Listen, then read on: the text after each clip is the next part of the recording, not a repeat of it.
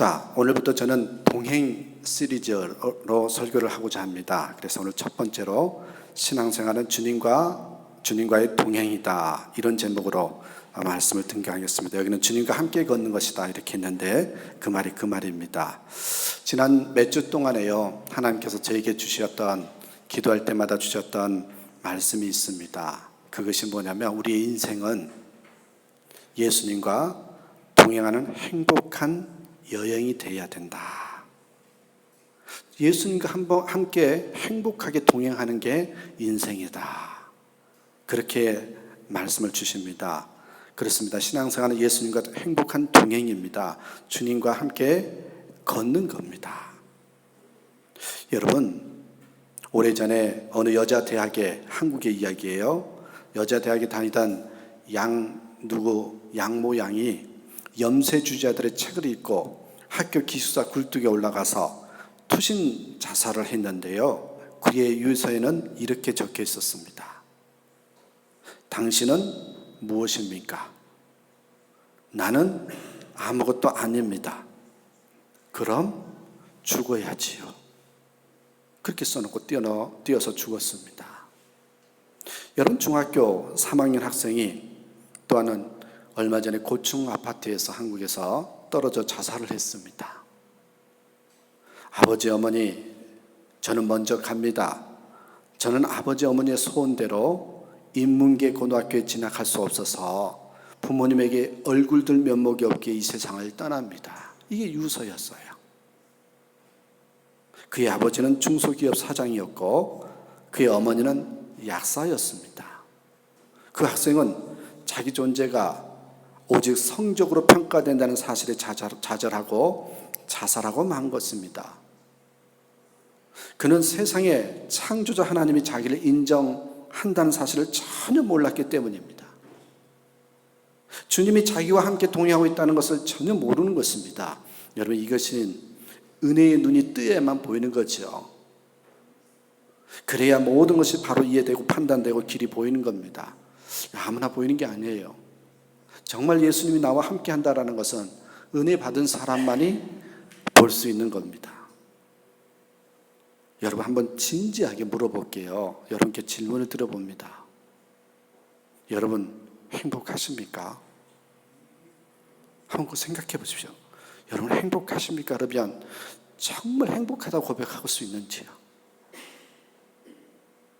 여러분, 이 자연, 세상을 보면 아름답습니까?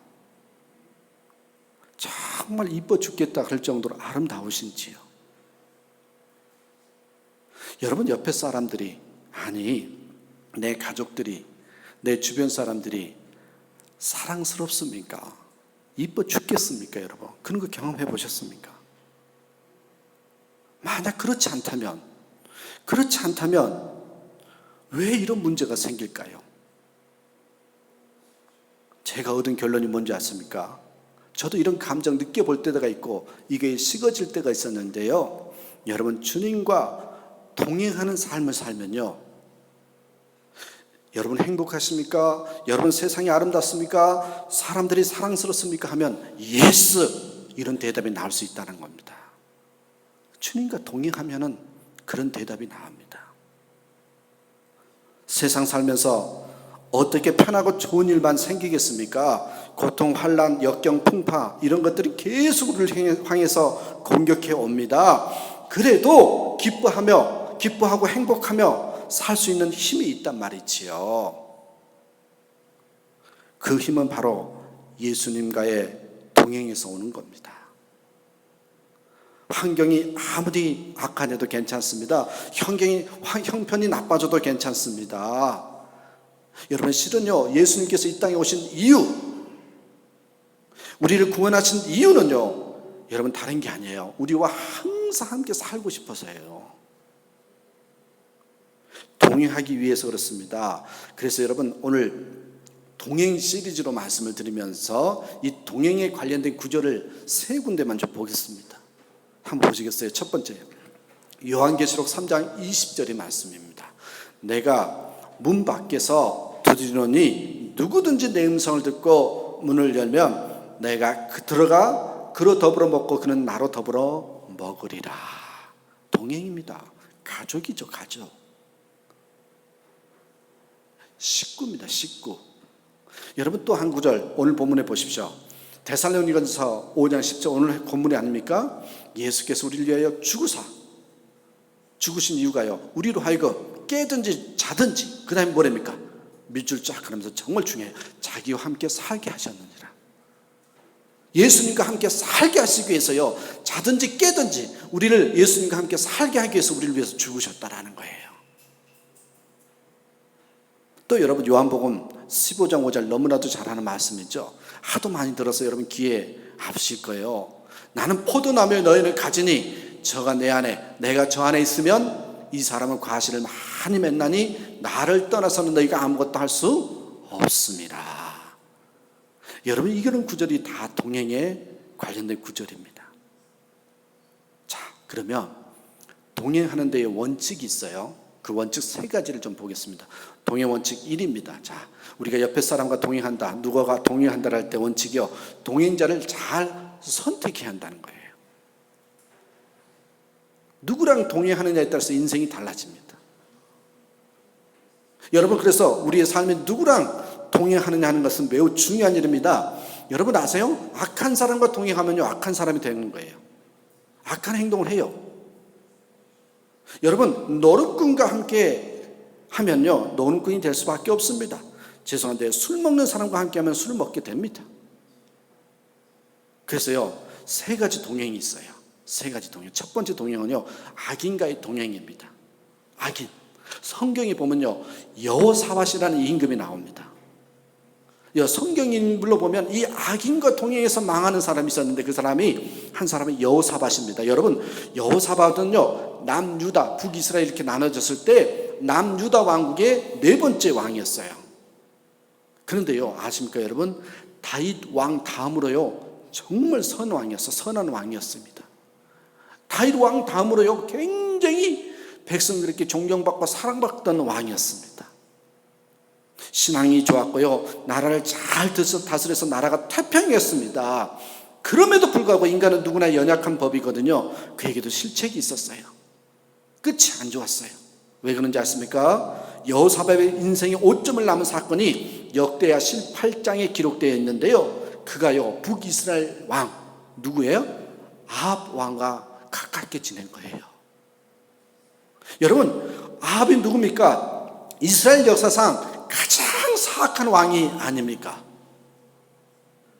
그런 악인을 가까이 하다 보니 이 너무나도 존경받던 신앙이 좋았던 여호사밧 왕이 하나님에게서 점점 멀어졌고요, 결국 큰 낭패를 봅니다.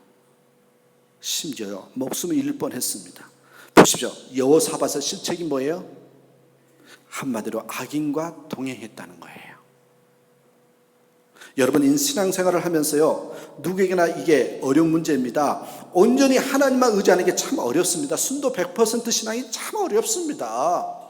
여호사밧이 나름대로 하나님을 경외하는 신앙인이었지만 잠시 세상의 힘을 의지하고 한눈을 팔다가 낭패를 본 겁니다. 하나님과 세상, 하나님과 우상을 겸하여 섬기는 것을 우리는 흔히 혼합주의라 그러거든요.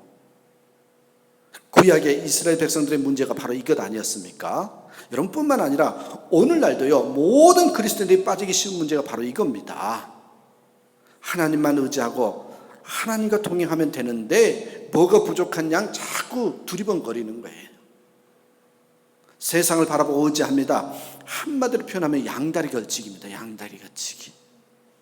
이게 탈입니다. 하나님이 기뻐하시지 않습니다. 하나님과 동행하기 어렵습니다. 그러면 결국 실패하고 망하는 것입니다. 여러분 악인과 동행하는 것은요, 마치 늪에 빠지는 것과 같습니다. 늪에 빠지면요, 나오려고 허우적거리면 더 빠지잖아요. 한 번 빠지면 점점 더 깊이 들어갑니다. 헤어나오기 어렵습니다. 그러므로 늪은 피하고 보는 게 상책입니다. 혹시라도 여러분 악인을 가까이 하고 있다면 그를 여러분 변화시키겠다? 아니면요, 단호히 정리할 수 있어야 돼요. 가까이 하지 마십시오. 망합니다. 실패합니다. 후회합니다. 미국 클리브랜드 대통령 22대 24대 대통령이었거든요. 두 번 대통령 한 사람이었어요. 미국의 클리브랜드 대통령 이야기입니다. 그의 청소년 시절에요. 어느 주일 저녁에 친구와 함께 술을 마시고요. 도박장으로 찾아가려던 중이었습니다. 술 마시고 도박장에 가는 길이었어요. 근데 공교롭게도요. 도박장 부근에 작은 교회가 하나 있었대요. 근데 교회를 지나가다 그 교회 앞에 입구에 현수막이 하나 걸려 있었던 거죠. 그 현수막에 제사슨 사망. 그 말씀이 그의 마음을 찔렀습니다. 그래서 그 친구에게 클리브랜드 그랬답니다. 우리 도박장에 가지 말고 교회에 들어가 보자고. 그러자 그 친구가 야, 남자가 한번 결심했으면 가야지. 교회라니 무슨 소리냐고 하면서 거절합니다. 그래도 티격태격 하다가 결국 그 친구는요, 처음 작정한 대로 도박장으로 갔고요, 클리브랜드는 교회로 갑니다. 인생이요, 완전히 갈라서죠. 그날 저녁 클리브랜드는 하나님을 만납니다. 하나님의 말씀을 듣고 회개가 됩니다. 이제는 하나님의 영광을 위해서 살기로 결단하게 됩니다. 그로부터 여러분 아십니까? 30년이 지난 후에 미국 22대 대통령으로 취임됩니다. 반면에 여러분, 도박장으로 향했던 친구는요, 30년 후에 감옥에서요, 대통령 취임 기사를 읽으면서요, 가슴을 쳤습니다. 클리브랜드가 그날 밤 악인과 동행하다 돌아서지 않았더라면 인생이 어떻게 됐겠습니까? 그러므로 부디 아무리 어렵고 힘들어도요, 아무리 세상이 유혹해와도요, 세상을 가까이 하지 마시고 악인과 가까이 하지 마시길 부탁을 드립니다. 자, 두 번째 동행이 있어요. 의인과 동행입니다. 의인과의 동행이 있죠. 뭐 더 설명이 필요하겠습니까? 요 의인과 동행하다 승리한 사람 이야기가, 그들은 누구냐면 바로 이 대표적으로 다윗을 예를 들어가 볼 수 있습니다. 사무엘상 18장에 보면 다윗의 절친 요나단과의 이야기가 나오죠. 다윗과 요나단. 요나단은 사울의 큰 아들이었습니다. 다음에 왕이 될 사람이죠. 순차적으로 보면. 그러나 신앙 안에서 다윗이 왕이 될 것을 예감하고 자꾸 후원합니다. 그 이야기 보시면 이렇게 나왔어요. 사무엘상 18장 3절 4절 보니까 요나단은 다윗을 자기 생명같이 사랑하여 더불어 언약을 맺었으며 요나단이 자기가 입었던 겉옷을 벗어 다윗에게 주었고 자기의 군복과 칼과 활과 띠도 그리하였더라. 이와 같이 우정은 인간의 사사로운 감정이나 이해관계로 맺어진 게 아니라 신앙 안에서 하나님의 사랑으로 맺어진 특별한 것입니다. 여기에 4절에 자기 옷을 벗어 주었다는 것은요, 이미 그에게 왕위를 넘겨주었다라는 의미입니다. 신앙 안에서 의인과 동행한 것은 이렇게 복된 것입니다. 여러분, 후일에 다윗이 왕이 된 후에 요나단의 후손을 챙겨주는 모습이 얼마나 여러분 아름다운 이야기인지 아시죠? 여러분, 그렇습니다. 의인과 동행하는 축복이 바로 이렇습니다. 그런데 이 인생을 살다 보면 악인보다는 의인과 동행하는 게 좋죠. 근데요, 신앙생활은 진짜가요, 이 세 번째 동행이에요. 신앙 세 번째 동행이 뭐가요? 하나님과의 동행입니다. 하나님과의 동행이에요. 여러분, 인생에서 가장 중요한 것은 하나님과의 동행입니다. 성경에 보면 하나님과 동행한 사람 이야기가 나오죠. 누굽니까? 에녹입니다. 에녹. 우리 김가병 집사님 아들 이름이 에녹이거든요. 에녹입니다. 여러분 보십시오. 창세기 5장 21절에 24절에 나옵니다. 에녹은 65세에 무드셀라를 낳았고 무드셀라를 낳은 후에 300년을 하나님과 동행하며 자녀들을 낳았으며 그는 365세를 살았더라. 에녹이 하나님과 동행하더니 하나님이 그를 데려가심으로 세상에 있지 아니하였더라. 여러분, 하나님과 동행한 사람이 있어요. 하나님이 가장 기뻐하시는 게 동행임을 알 수 있습니다. 여기 동행한다는 것은요, 이 walk with God 하죠. 이 보조를 맞춘다는 겁니다. 발걸음을 맞춘다는 거예요.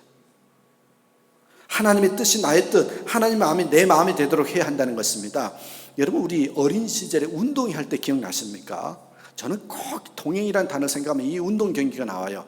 2인 3종 경기, 셋이요. 발을 묶어요. 그죠? 그래도 하나 둘 하면서 발 맞춰서 경기하는 거예요. 근데 둘이 셋이 하나가 잘리려면 서로 보조를 맞춰야 됩니다. 그러면 잘 갑니다. 그렇지 않으면요, 어그적거리다가 하나만 넘어지면 또 두 명도 같이 넘어져 버리잖아요. 여러분, 저는 우리 신앙생활도 마찬가지라고 생각해요. 동행. 하나님과 보조를 맞추는 게 중요하다는 겁니다. 여러분 아세요? 하나님과 보조를 맞추면요, 마음이 편안하고요, 하나님의 은혜가 그때 풍성하게 되는 겁니다. 여러분, 세계적인 그 브랜드 던킨 도넛의 창업자가 윌리엄 로젠버그라는 사람인데 그의 이야기예요. 던킨 도넛 되게 맛있잖아요. 너무 달아서 저는 못 사 먹고 있습니다만은, 이 윌리엄 로젠버그를 여러분 기억하실 겁니다. 그 사람은요, 제대로 공교육을 제대로 받지 못했어요. 1916년에 보스턴에서 태어난 그는 14살 되던 해에 경제 대공황을 맞아서 극히 가난을 겪습니다. 주급 20달러를 받아서 부모님을 모시고 힘들게 생활할 정도였습니다. 그러나 참 신앙이 좋았더랬어요. 하나님의 주권을 인정하고 주일 성수를 철저히 지키고 11조 생활을 하면서 하나님의 뜻대로 살려고 애를 썼습니다.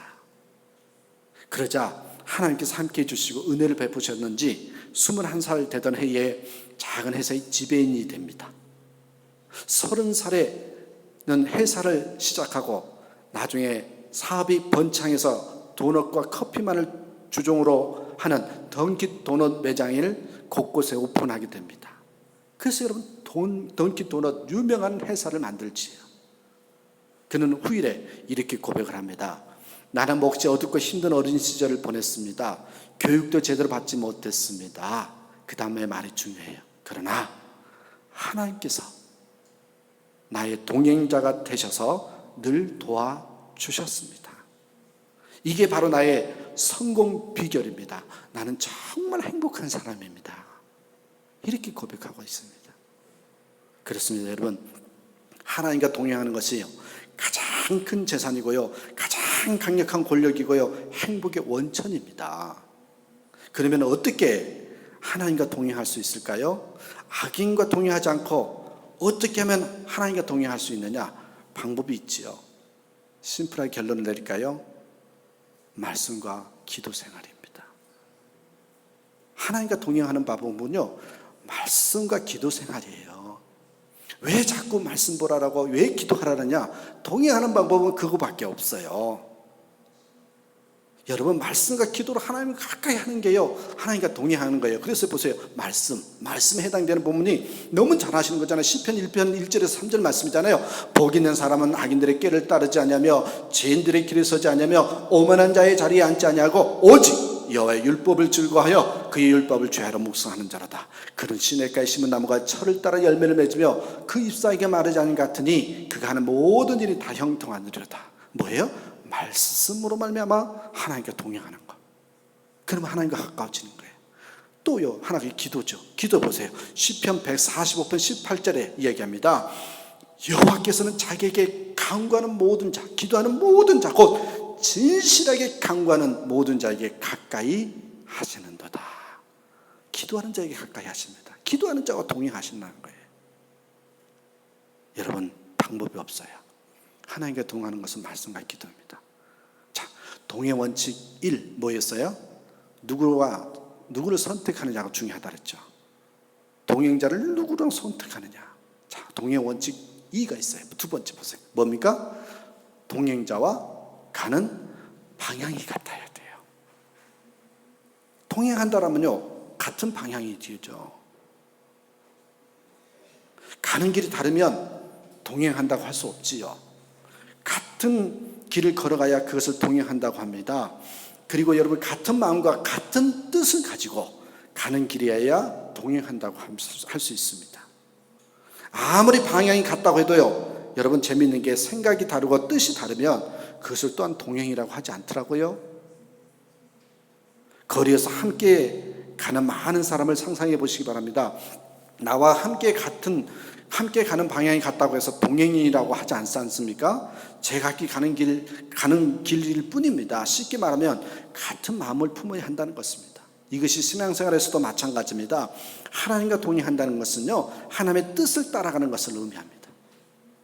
지금껏 나의 생각과 나의 뜻대로 행하던 길이 이제는 하나님의 말씀을 따라 말씀대로 순종하면서 살아가는 것을 의미합니다. 그래서요, 말씀이 나의 길이요, 말씀이 나의 길의 등불이요, 말씀이 나의 가는 길의 나침판이라고 얘기하는 거예요. 시편 보시겠어요? 119편 67절에 고난 당하기 전에는 내가 그릇 행하였더니 이제는 주의 말씀을 지키나이다. 같은 방향이죠. 그러므로 여러분, 신앙생활이라는 게 내 마음대로 내 생각대로 살아가는 것이 아니라 하나님의 말씀대로, 이 말씀이 지시하는 방향대로 살아가는 것을 의미합니다. 한마디로 말씀이 다스리는 삶이요, 방향이 같은 거예요. 하나님과 동행하는 자예요. 하나님과 같은 방향으로 가고 계십니까? 여러분, 철로역정 읽어보셨습니까? 철로역정에 보면 주인공이 크리스찬이라는 이름이잖아요. 크리스찬. 이 크리스찬이라는 사람이 좁은 순례길을 떠나면서 만나게 되는 재미있는 두 사람을 만나죠. 한 사람은 단순이라는 이름이고요, 또 한 사람은요, 거만이라는 이름이에요. 단순이라고 하면 여러분 좋은 이미지의 사람 같지만, 그러나 존 보녀는 여기에서 단순의 의미를 좋지 않는 이미지로 사용하고 있습니다. 이 단순한 사람, 너무 단순해서 자기 마음, 자기가 느끼는 대로 행동을 하는 사람이래요. 전혀 남을 배려하지 않고 하나님 뜻도 생각하지 않는 사람을 단순한 사람이라고. 요즘 이런 사람을요, 가르쳐서 여러분 욕하는 게 아니에요. 이해하고 들으세요. 단무지라 그러대요. 단무지. 무슨 뜻일까요? 단무지. 단순하고, 무식하고, 지랄이래요. 지랄. 이게 볼트게스로 뭐라 그러나? 그런 사람을 단무지라고 하더만요. 욕해서 죄송합니다. 여러분, 자기 고집, 자기 생각, 남을 전혀 배려하지 않고 생각 않고 오기로, 고집으로 살아가는 사람, 그런 사람을요, 단무지라고 부르더라고요. 그 유머에 그렇게 나와요. 또 한 사람 이름이 있어요. 그 사람 이름이 뭐예요? 거만입니다. 거만. 여러분, 다른 말로 하면 오만이라고도 할 수 있지요. 이 사람은 순례자 크리스찬에게 너는 자존심도 없느냐고, 왜 너의 생각을 버리고 보이지도 않는 분의 뜻을 따르냐고 하면서 비난합니다. 그리고 자신을 뭐라고 합니다. 당당해 가고 거만해 하는 사람입니다. 이런 사람을 가리켜서 아까는 단무지라고 그랬는데 또 유머에 뭐라고 하는지 아십니까? 오이지래요. 오이지. 네? 오이지. 오만하고, 이기적이고, 지는 뭐예요? 지랄이래. 여러분, 그래요. 거만하고 오만한 사람, 교만한 사람 보십시오. 여러분, 어떻게 합니까? 오직 자기밖에 모르고요, 이기적이잖아요. 그러면서요, 정말 옆에 사람 배려하지 않습니다. 여러분, 우리가 정말 하나님과의 동행에 성공하려면 무엇보다도 우리가 배워야 할 것은요, 하나님의 말씀을 읽으면서요, 나를 내려놓는 겁니다. 부탁드립니다. 나를 내려놓을 것 같지 않으면요, 하나님 말씀 잊지 마세요. 여러분, 하나님의 말씀을 읽으면서요, 내 고집을 꺾을 줄 알아야 됩니다. 하나님의 말씀을 읽으면서요, 내 판단을 내려놓을 줄 알아야 합니다. 그리고 하나님의 뜻을 향해서 결단할 줄 알아야 됩니다. 그래서 여러분, 기도 중에 최고의 기도, 가장 위대한 기도는 십자가를 지시기 직전에 예수님께서 드렸던 겟세마네 동산의 기도라고 그러잖아요. 그 내용이 뭡니까? 내 뜻대로 마옵시고 아버지의 뜻대로 하옵소서. 재밌는 이야기 하나 더 할게요. 미녀와 야수 부부에게 있었던 일입니다. 미녀와 야수 부부 이야기예요. 남편은 야수같이 못생긴 사람이고 부인은 미녀같이 생겼다는 거겠지요. 근데 못생긴 남편 야수 남편이 낮잠을 자다가 꿈을 꾸었대요. 그래, 부인한테 여보, 내가 꿈에 천국에 다녀왔는데 천국엔 감사하며 산 사람과 인내하며 산 사람에게 특별한 멸류관이 있다고 그렇게 꿈에 보여줬대요. 감사하면서 사는 사람과 인내하면서 산 사람에게 특별한 멸류관을 준다고. 그랬더니 이 미녀 아내가요, 기쁨에 찬 얼굴로 이렇게 얘기했습니다. 아마 그 두 멸류관은요, 당신과 나를 위해서 예비한 멸류관인 거라고.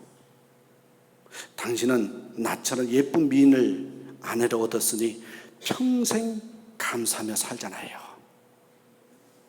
나는 당신같이 못생기고 능력 없는 남자와 살면서 평생 인내할 수밖에 없잖아요.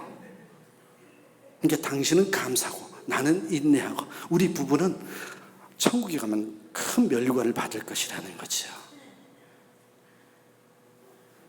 여러분, 결론이 어떻든 간에 어느 때보다도 지금 우리에게 필요한 게 뭐냐면 감사와 인내가 필요합니다. 세상 어디를 둘러봐도 위기를 느낍니다. 이때는 하나님만 바라보고 살아야 됩니다. 여러분, 감사와 인내의 비결은요, 여러분 기억하셔야 돼요. 말씀이에요, 말씀. 여러분, 감사하고 인내하면서 살 수 있는 비결은요, 말씀이 다스리는 삶이 사는 것밖에 없어요.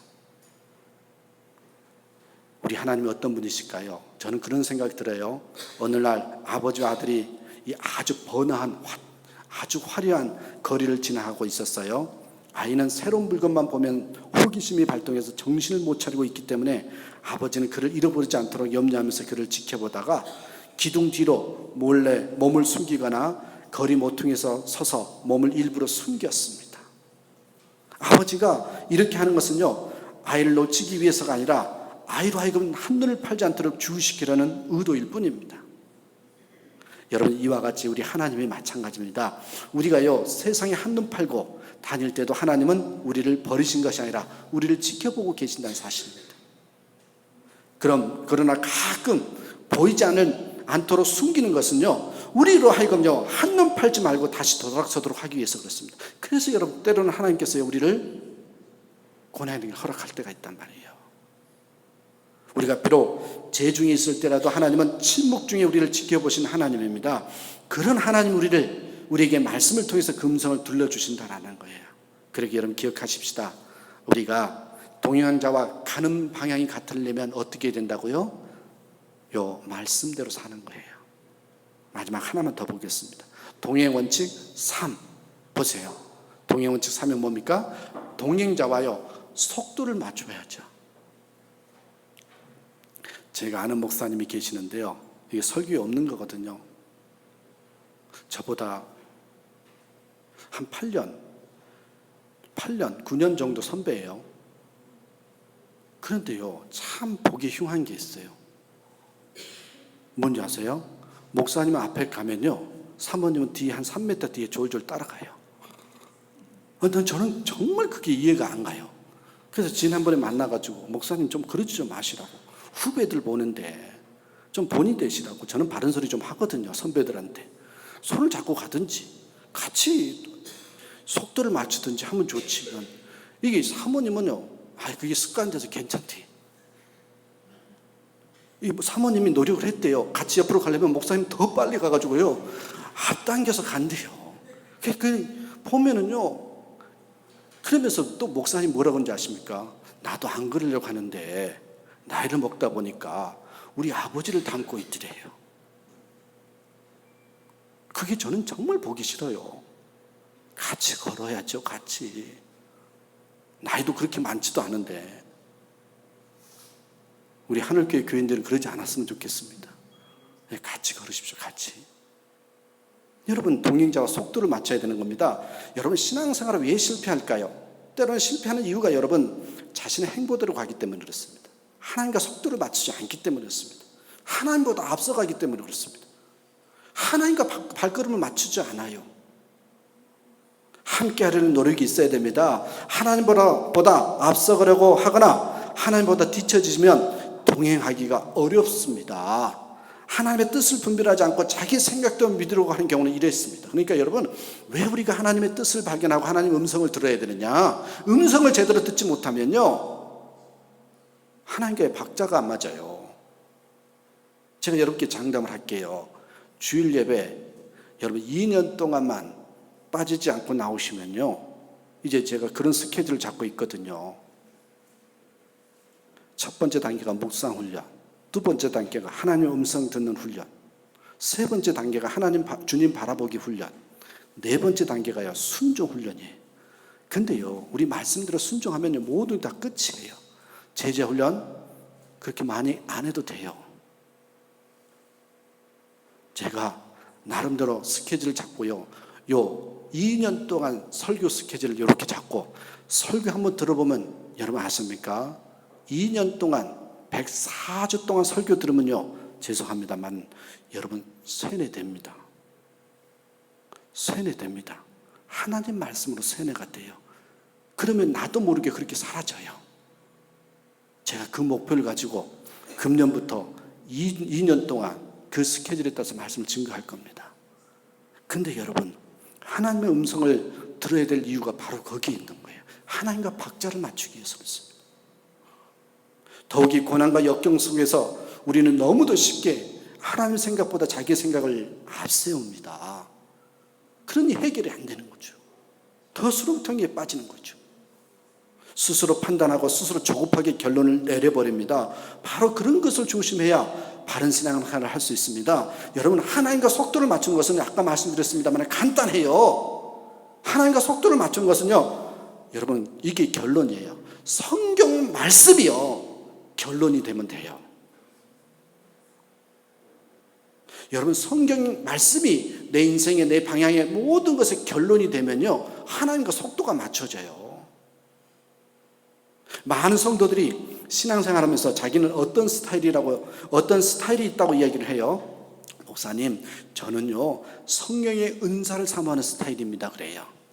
소위 말하면 저는 성령 스타일이라는 거죠. 또 어떤 사람은 목사님, 저는 말씀 중심의 조용한 신앙 스타일입니다 이렇게 이야기해요. 말씀 중심이라는 거죠. 말씀에 그런 파라는 거예요. 여러분, 충분히 하지만 여러분, 제가 미리 말씀드릴게요. 성령 충만파, 말씀 중심파 다 틀려요. 그런 거 없어요. 하나밖에 없어요. 성경파예요. 성경파. 무슨 말인지 아시죠? 그렇게 파를 구분하지 마십시오. 여러분, 성령 충만파 따로 있고 말씀파 따로 있는 것이 아니라는 것을 분명하게 마음에 새겼으면 좋겠습니다. 성경이 말하고 있으면요 그것이 결론이에요. 여러분, 성령의 충만함을 받으라고 했다면 나하고 좀 잘 안 맞는 스타일 같아도요 그 말씀대로 가야 하는 거지요. 성경에 말씀이 다스리는 삶이 되도록 큐티도 하고 묵상을 하라고 가르쳤으면 역시 제자 훈련을 받아야 하는 겁니다. 여러분, 김태훈 목사는 어떤 스타일일까?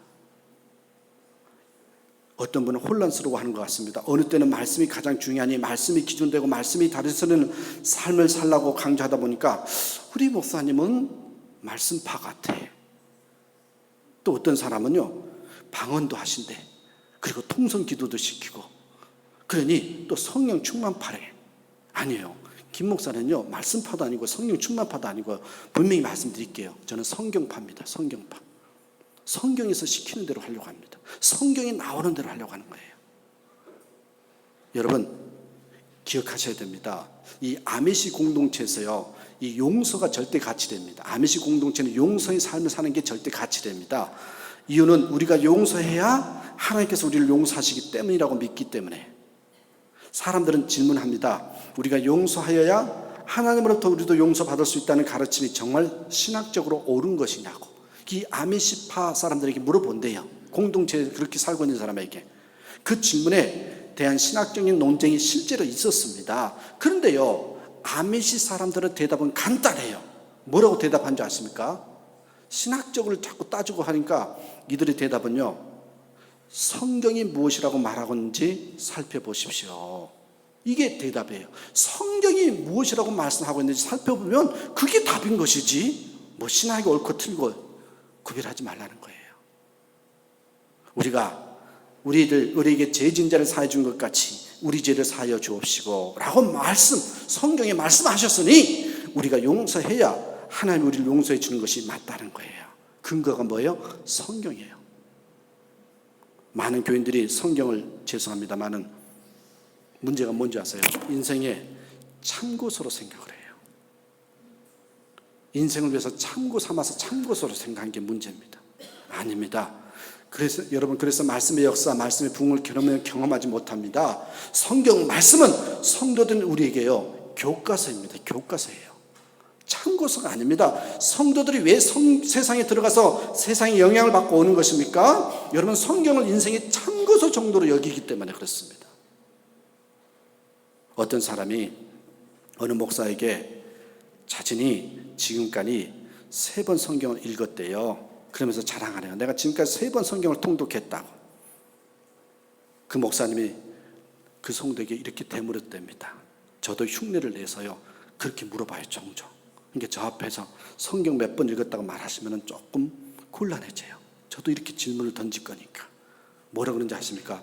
그렇다면 성경이 성도님을 읽은 것은 몇 번이나 되십니까? 성경을 읽는 거 중요합니다. 읽지 말란 뜻 아니에요. 읽으셔야 돼요. 그러나 더 중요한 것은요, 그 말씀이 나를 얼마나 읽었느냐는 거죠. 예를 들어 볼까요? 목사님 2분이 같은 시기에 교회 건축을 했답니다. 공교롭게도요, 건축을 하다가 함께 부상을 당했대요. 그런데 한 목사님은 감사합니다. 감사했습니다.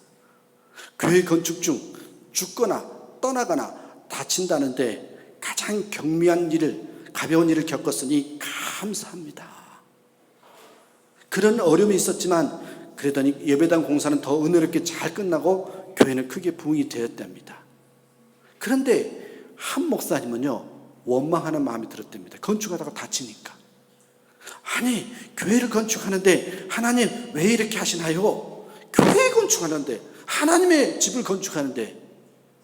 그때부터 섭섭한 마음이 들더니 예배당 공사는 다 끝났지만 일찍 은퇴를 하셨답니다. 그리고는 은퇴하실 때 인사말을 하는데 너무 열심히 일한 것이 후회된다고 하시고 그 교회를 떠나셨답니다. 여러분 보세요.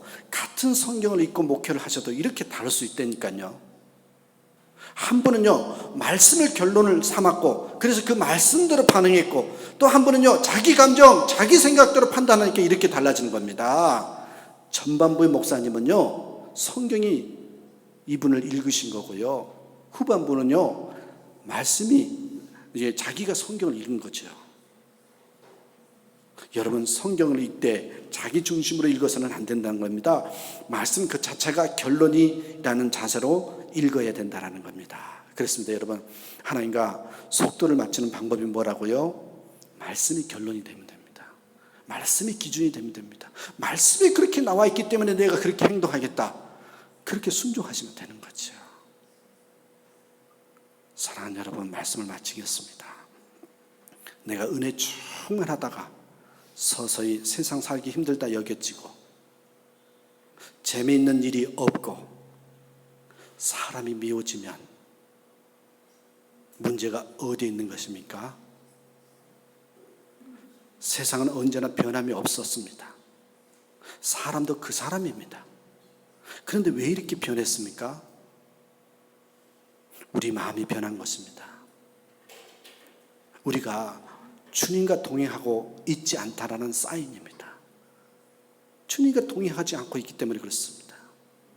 우리의 시선이 주님이 아닌 다른 곳에 있기 때문에 그렇습니다. 그래서 잊지 마십시오. 신앙생활은요, 주님과 함께 동행하는 겁니다. 자꾸 이쪽 방향으로 나가게 하기 위해서 우리에게 이렇게 말씀과 기도, 예배생활을 하게 한다는 걸 잊지 마시고 주님과 동행하는 저와 여러분의 삶이 되길 간절히 축원합니다.